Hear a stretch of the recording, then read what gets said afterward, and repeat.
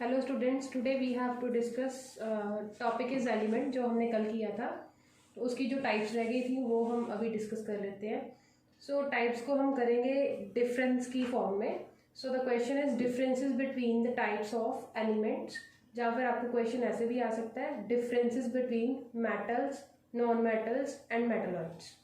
सो यहाँ पे ऑलरेडी मैंने इसका क्वेश्चन का आंसर लिखा हुआ है, सो इसको समझ लेते हैं। Now the first is metals.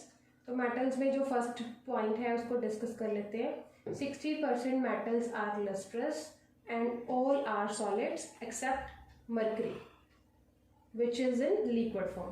तो 60% जो मेटल्स होती हैं वो क्या कर सकती हैं, शाइन कर सकती हैं। लस्ट्रस का मीनिंग क्या होता है, शाइन करना। और सभी मेटल्स कौन सी फॉर्म में होती हैं, मोस्टली सॉलिड फॉर्म में। किसको छोड़ के, मरकरी को, क्योंकि मरकरी भी एक मेटल है बट वो कौन सी फॉर्म में प्रेजेंट होती है, लिक्विड फॉर्म में। Now the first point in non metals, they can exist in solids as well as in gaseous state. तो ये जो नॉन मेटल्स है ये सॉलिड स्टेट में भी आपको मिल जाएंगी, लाइक एज अ कार्बन, और गैसियस स्टेट में मिल जाएंगी like as nitrogen, oxygen etcetera, but except bromine which is in liquid state. Bromine भी एक क्या है, नॉन मेटल है, बट वो कौन सी स्टेट में होती है, लिक्विड में। बाकी सभी कौन सी स्टेट्स में होती हैं, सॉलिड एंड गैसियस में। Now the metalloids. मेटलॉइड्स क्या होते हैं, जो नॉन मेटल एंड मेटल दोनों की प्रॉपर्टीज क्या करते हैं, शो करते हैं। So these have properties of both metals and non metals. Now the second point, metals these are good conductor of heat and electricity. जो मेटल्स होती हैं उनमें से हीट भी पास आउट हो जाती है और इलेक्ट्रिसिटी भी पास आउट हो जाती है। But in non metals these are bad conductor of electricity, like as wood. Wood भी एक नॉन मेटल है। वुड किससे बना होता है, कार्बन से। तो वुड से जो इलेक्ट्रिसिटी पास आउट नहीं हो सकती एक्सेप्ट ग्रेफाइट। सो ग्रेफाइट जो है इसमें से इलेक्ट्रिसिटी पास आउट हो जाती है। ग्रेफाइट एक नॉन मेटल है, उससे इलेक्ट्रिसिटी पास आउट हो जाती है। सो इन मेटलॉइड्स तो मैंने आपको एक बार बता दिया हुआ है, वो नॉन मेटल्स एंड मेटल्स दोनों की प्रॉपर्टीज क्या करेगा, शो करेगा। Now in metalloids they allow partial flow of current, hence called semiconductors. जो मेटलॉइड्स होते हैं ये नॉन मेटल, इसमें से इलेक्ट्रिसिटी पास आउट नहीं होती। मेटल जो होते हैं उनमें से इलेक्ट्रिसिटी पास आउट हो जाती है। सो मेटलॉइड्स क्या करेगा, थोड़ी इलेक्ट्रिसिटी पास आउट होने देगा, थोड़ी नहीं होने देगा, मतलब ये दोनों की प्रॉपर्टीज को शो करेगा। सो थोड़ा current, partial, half partial current उस सपोज सिलिकॉन हो गया, जर्मेनियम हो गया एटसेट्रा, बहुत सारे हमारे पास मेटलॉइड्स होते हैं, उनमें से क्या होता है, थोड़ा बहुत करंट जो है पास आउट हो जाता है। So that is why we can say that these are called semiconductor. Semi means half. So ये मेटलॉइड्स क्या होते हैं, semiconductor. Third point is malleable. Malleable क्या होता है, ये आपने छोटी क्लासेस में 8 में आपने ऑलरेडी पढ़ रखा हुआ है कि मैलेबल क्या होता है। मेटल्स जो होती हैं, मेटल्स को क्या कर सकते हैं हम, शीट्स जो होती हैं, एल्युमिनियम शीट्स हो गई, आयरन की शीट्स हो गई, इनकी शीट्स बना सकते हैं। लाइक एज आप आयरन का कोई भी सब्सटेंस ले लो, उसके ऊपर हैमर के साथ उसको बीट करोगे तो वो उसकी शीट्स बन जाएंगी, मतलब पतली एक शीट बन जाएगी। But in case of non metals जो होती हैं वो क्या होता है, उनको सपोज वुडन का आप एक टेबल ले लोगे, वो क्या है, नॉन मेटल है। किससे बना होता है, कार्बन से।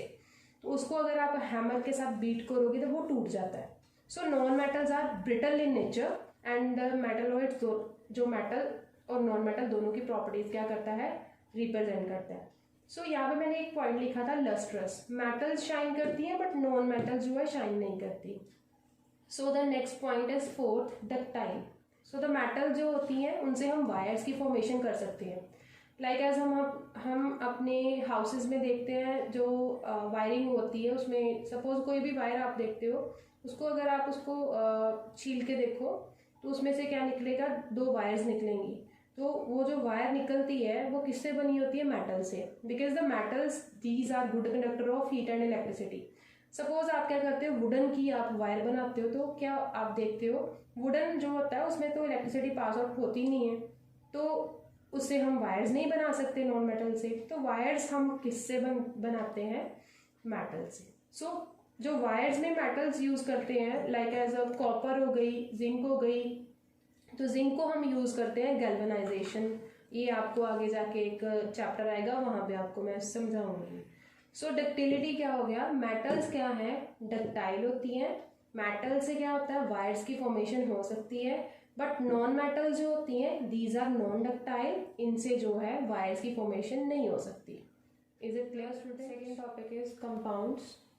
तो एलिमेंट्स की हमने अभी टाइप्स पढ़ी थी, metals, non metals and metalloids में डिफरेंस। अब कंपाउंड्स की 2 टाइप्स होती हैं, organic compounds and inorganic compounds. दोनों में डिफरेंस देख लेते हैं। सो आपका ये क्वेश्चन भी कंप्लीट हो जाएगा।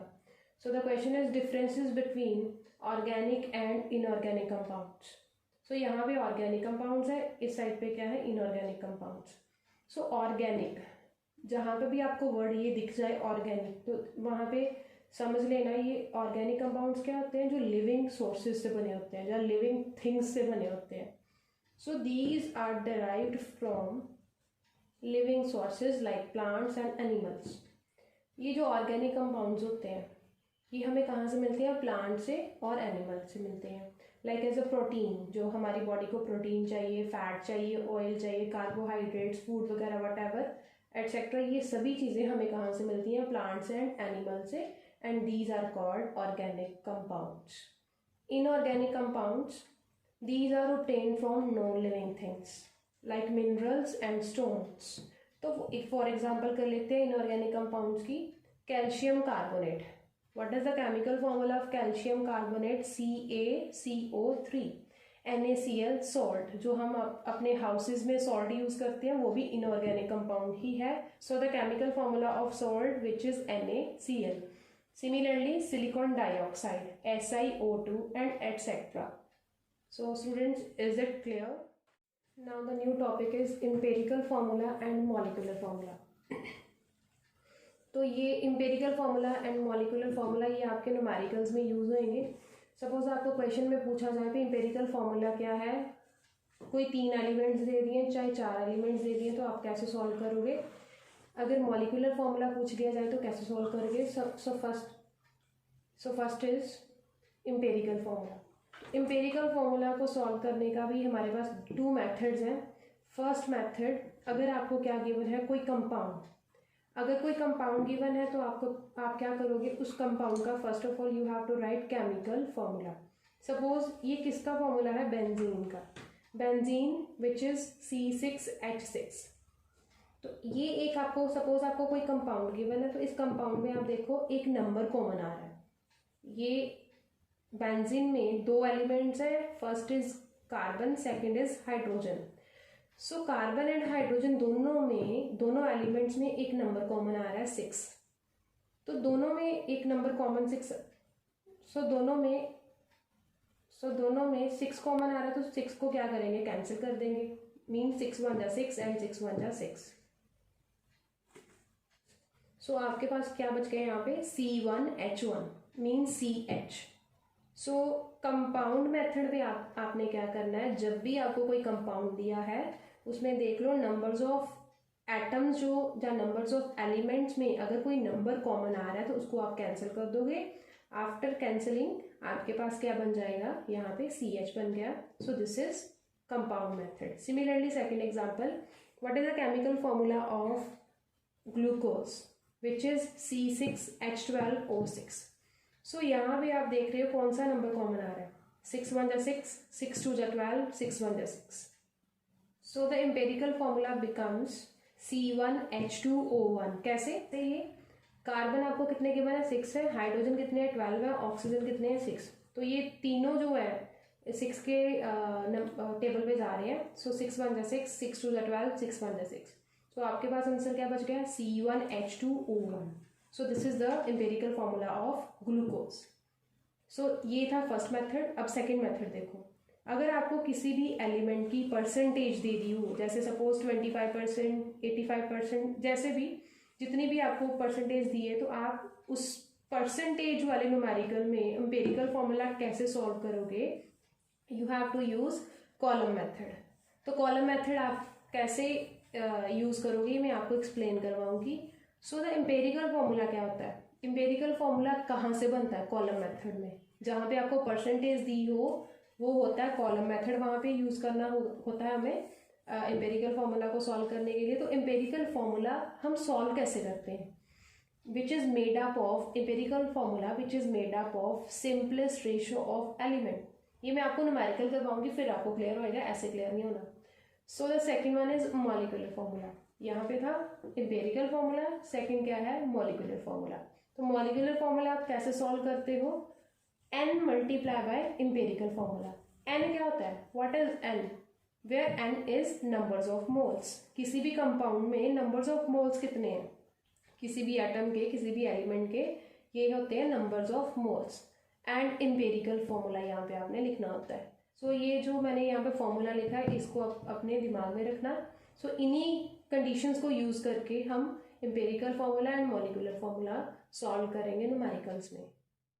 Now the numerical number first is the molecular mass of an inorganic compound is 78 and it's percentage composition is 92.4% of carbon and 7.6% of hydrogen. Determine the molecular formula of compound. आपको given क्या है यहाँ पे, molecular mass है किसी organic compound का 78 given है, और आप यहाँ पे परसेंटेज की बात हो गई है। सेकंड मैंने आपको बताया था ना फर्स्ट और सेकंड मेथड के बारे में। फर्स्ट अगर आपको कंपाउंड गिवन है तो आप कंपाउंड मेथड यूज करोगे, यहाँ पे आपको परसेंटेज दे दी है कार्बन एंड हाइड्रोजन की।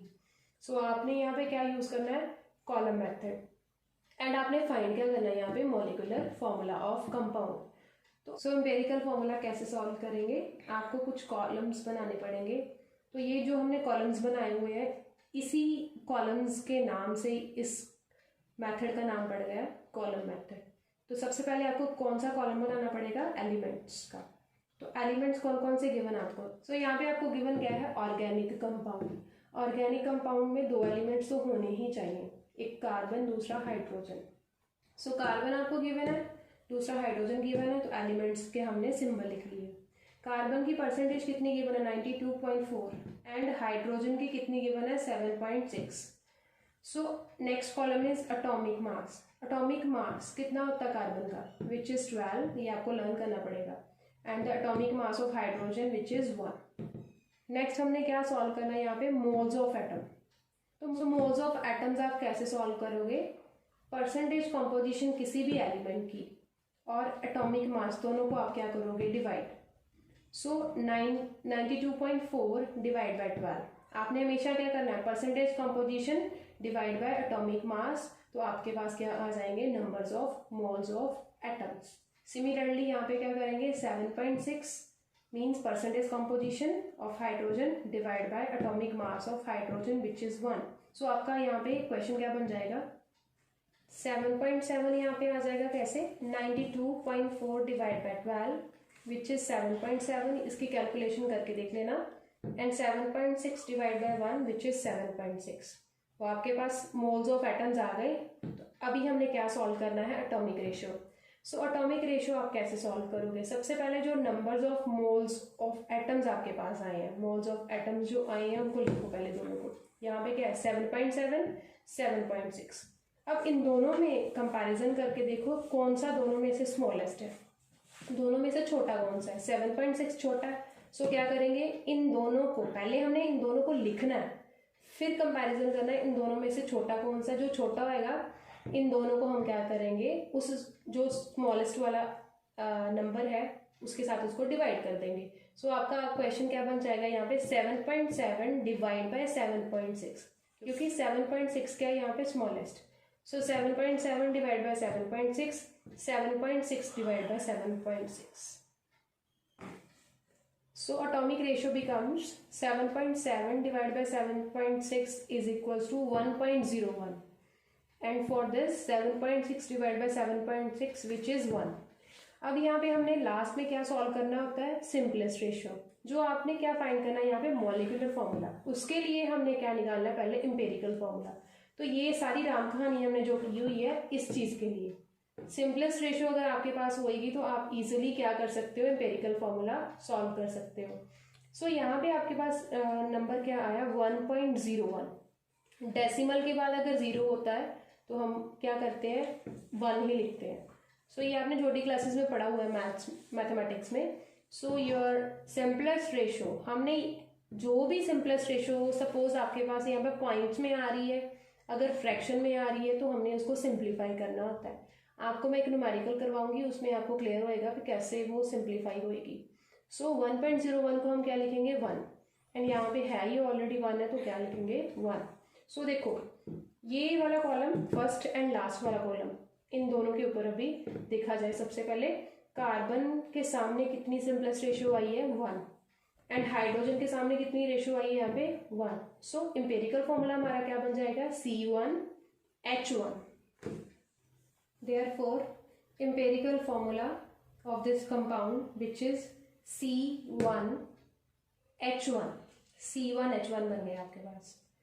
अभी हमने फाइंड क्या करना है मॉलिक्यूलर फॉर्मूला। तो मॉलिक्यूलर फॉर्मूला के लिए हमारे पास एक फॉर्मूला है which is n multiply by empirical formula. So देखो ध्यान से देखना क्वेश्चन, हमें यहाँ पे क्या बोला गया था, आपने क्या फाइंड करना molecular formula.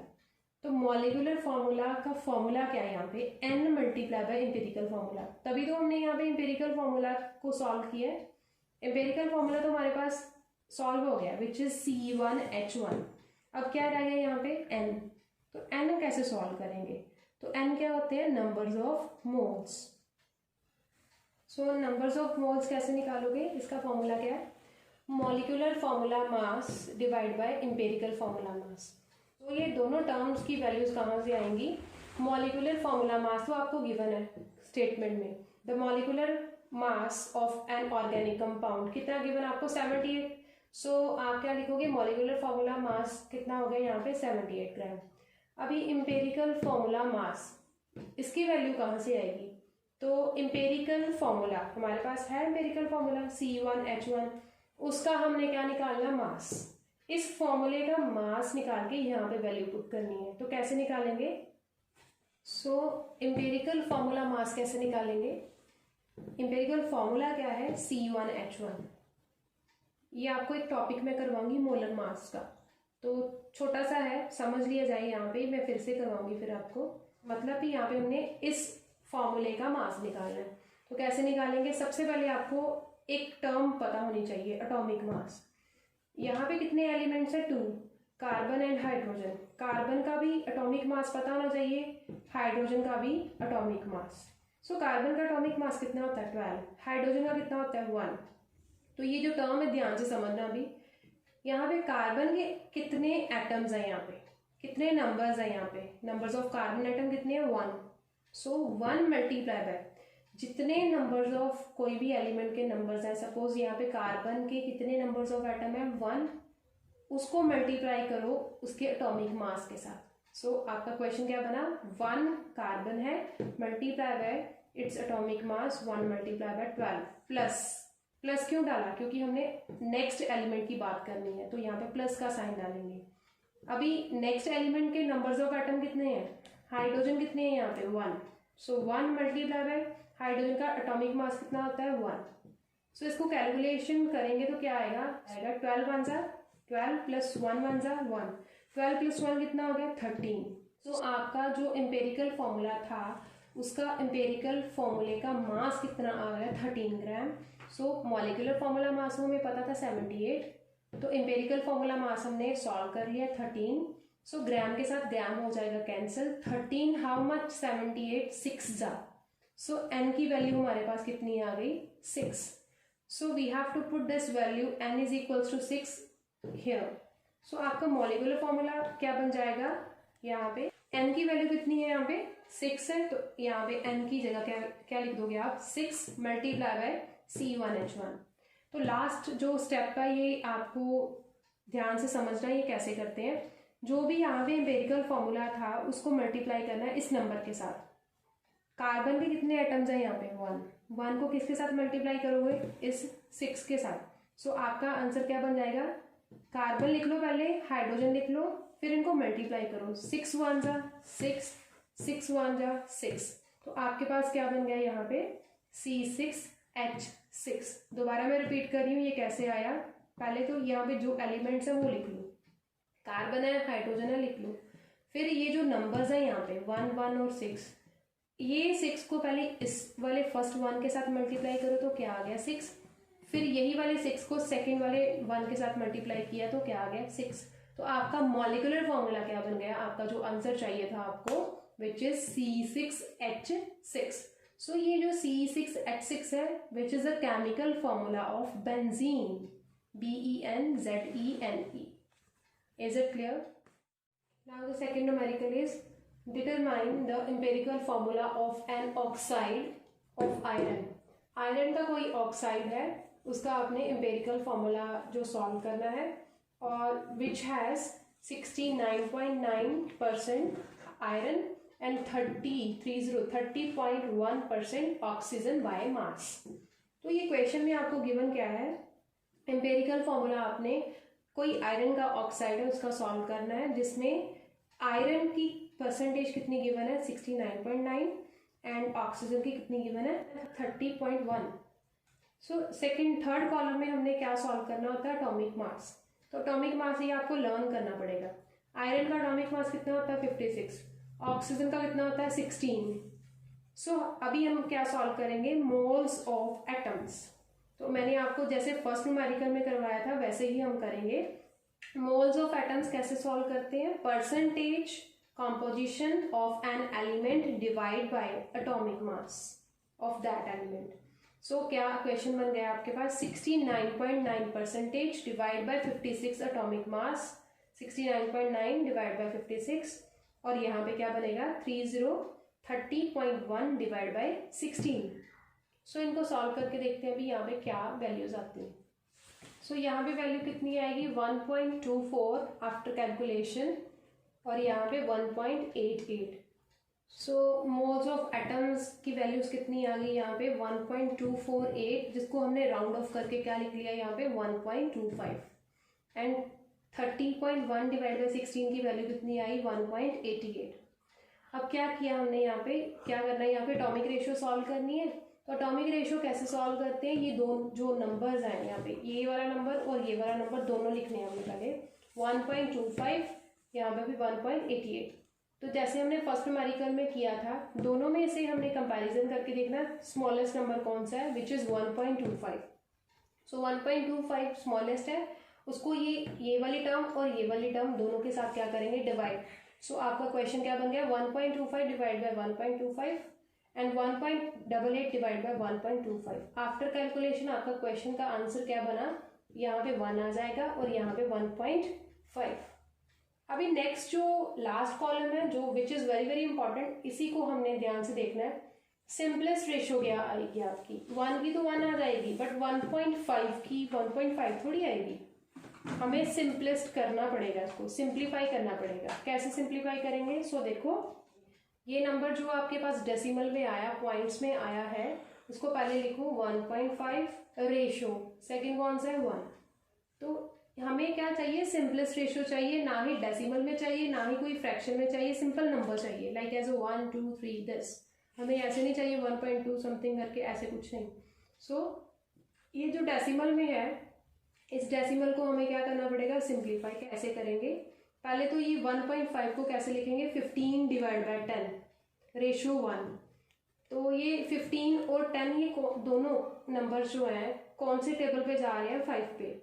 So after cutting यहाँ पे क्या आ जाएगा 5 2 ज़ा 10 एंड 5 3 ज़ा 15। तो हमारे पास क्वेश्चन का आंसर क्या बन गया 3 डिवाइड बाय 2 रेशियो 1। और ये जो 2 है यहाँ पे, ये इधर जाके क्या हो जाएगा मल्टीप्लाई। तो आपकी रेशियो क्या बन गई यहाँ पे 3 रेशियो 2।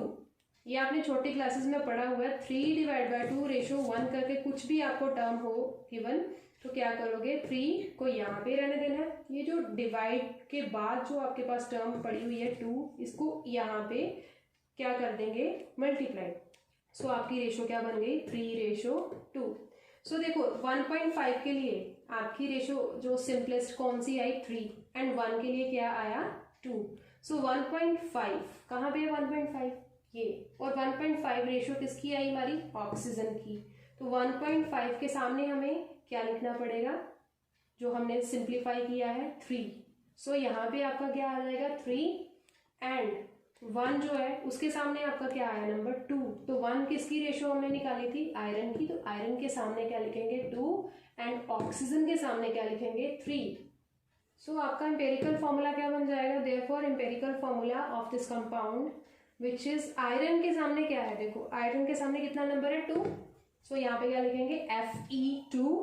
ऑक्सीजन के सामने कौन सा नंबर है 3, सो यहाँ पे क्या लिखेंगे O3। So your empirical formula becomes Fe2O3 which is Fe2O3, और ये इसका नाम क्या होता है, ferric oxide. Okay, now the third numerical which is your homework. Numerical is a compound contains 4.07% hydrogen and 24.27% carbon and 71.65% chlorine Cl. Its molecular formula mass which is 98.96 gram. What are the empirical formula and molecular formulas?